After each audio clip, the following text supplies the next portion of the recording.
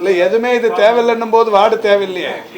இல்ல வார்டு தேவை. அதாவது தமிழ்நாட்டில் மருத்துவ கட்டமைப்பு என்பது 8713 துணை சுகாதார நிலையங்கள் இருக்கிறது.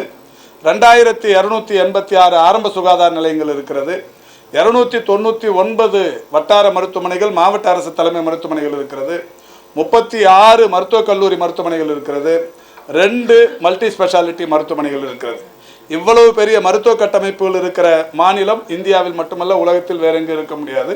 இவ்வளவு பெரிய மருத்துவ கட்டமைப்புகளோடு இருக்கிறது. எனவே இதற்கென்று தனியாக எதுவும் தேவையில்லை. எது வந்தாலும் சமாளிக்கிற அளவுக்கு தமிழ்நாடு அரசு மருத்துவத்துறையின் கட்டமைப்பு மிக பலமாக இருக்கிறது.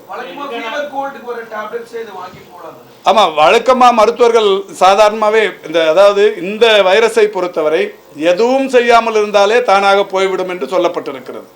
என்றாலும் இந்த பருவ காலத்தில் வருகிற இந்த நோய் பாதிப்புகள், காய்ச்சல், இருமல் வந்தால் மருத்துவர்களை அணுகி அவர்கள் தருகிற அந்த மருத்துவ முறையை மேற்கொண்டாலே போதும்.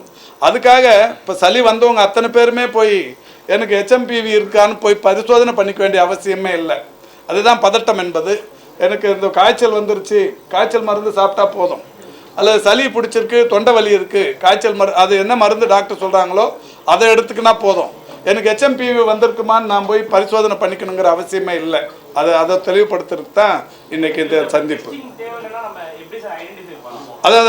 அதை நான் இப்போ சொன்னேன். சாதாரணமாக இப்போ சளி, தொண்டை இதெல்லாம் வந்து எப்பவுமே வருது. இப்போ காய்ச்சல் இப்போ பார்த்தீங்கன்னா பருவமழை வருகிற போது தொண்டை வலியும் காய்ச்சலும் இருமலும் சாதாரணமாக வரும், 3-4 டேஸில் போயிடும். அந்த மாதிரி போகலை, ஏற்கனவே அவருக்கு நிறைய நோய் பாதிப்பு இருக்குது, நீரிழிவு நோய் இருக்குது, உயர் ரத்த அழுத்த நோய் இருக்குது, நிறைய நோய் பாதிப்பு இருக்குது. அவர் எப்படியும் போய் டெஸ்ட் எடுத்துப்பார். டெஸ்ட் எடுத்து தெரிஞ்சிங்கன்னா அதில் என்னென்ன மாதிரியான நோய் பாதிப்புகள் இருக்குன்னு மருத்துவர்கள் பார்த்து மருந்து தருவாங்க. இதுக்குன்னு பிரத்யேக சிகிச்சைகள் ஒன்றும் இல்லைன்ற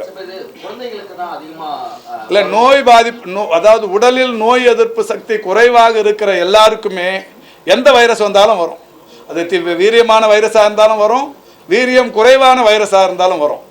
அதை உடலில் வந்து நோய் எதிர்ப்பு சக்திங்கிறது ரொம்ப அவசியம். நம்ம உட்கொள்கிற உணவு முறைகள், உடற்பயிற்சிகள், இது 2 தான் ஒவ்வொரு மனிதனின் அந்த உடலில் அந்த நோய் எதிர்ப்பு சக்தியை அதிகரிக்கும். நோய் எதிர்ப்பு சக்தி குறைவாக இருப்பவர்களுக்கு வீரியமிக்க வைரஸாக இருந்தாலும் சரி, வீரியமே இல்லாத வைரஸாக இருந்தாலும் சரி தாக்கும்.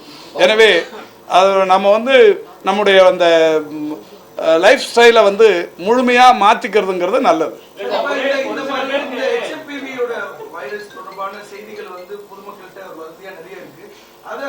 இல்லை அதுக்காக தான் இது வரைக்கும் இப்போ நான் ஏற்கனவே சொன்னேன், இந்த மாதிரி ஒரு வைரஸ் பாதிப்பு வரும்போது WHO வந்து ஒரு எச்சரிக்கை கொடுப்பாங்க.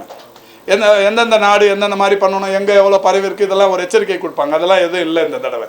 தொடர்ச்சியாக செக்ரட்டரி அவங்களோட டச்சில் இருக்கிறாங்க, எந்த விதமான பயமும் இல்லை அப்படின்னு அவங்க சொல்லியிருக்கிறாங்க. அதே மாதிரி டெல்லியிலையும் நேற்றுக்கு நடந்த மீட்டிங்கில் பேசுனதுலையும் இதுதான் உறுதிப்படுத்தப்பட்டிருக்கு.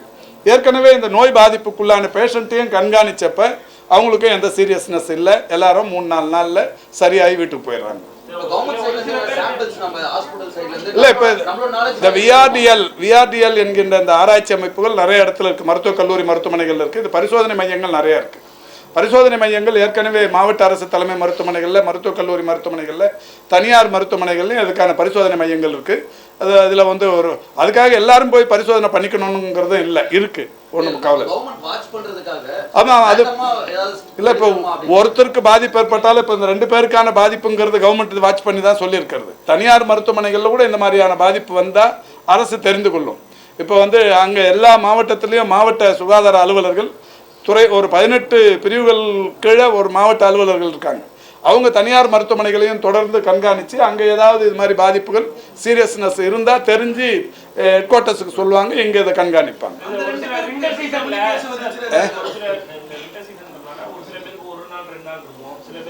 அதிகபட்சமாக ஒரு 3 நாள் 5 நாள் வரைக்கும் இருக்கும்.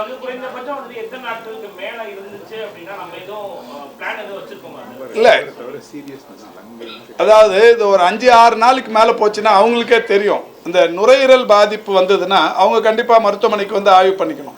இந்த நுரையீரல் பாதிப்புக்குள்ளாகுபவர்கள் அந்த சளி தொல்லை இது அதிகமாகும் போது அது வழக்கமாக அவங்க வந்து பண்ணிக்கிறது தான். இது புதுசாக வர்றது ஒன்றும் இல்லை, ஏற்கனவே இருக்கிற ஒன்று தான். அந்த ப்ரொசீஜர் அவங்க ஃபாலோ பண்ணால் போதும்.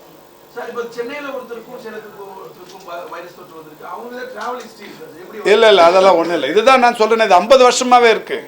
50 வருஷத்துக்கு முன்னாடி ஆகா விமானத்தில் யாரும் போயிருக்க மாட்டாங்க. 50 வருஷத்துக்கு முன்னாடியா இருக்குது. 2001 இது கண்டறியப்பட்டிருக்கிறது. ட்ராவல் ஹிஸ்ட்ரி அது மாதிரி ஒன்றும் இல்லை. நன்றி.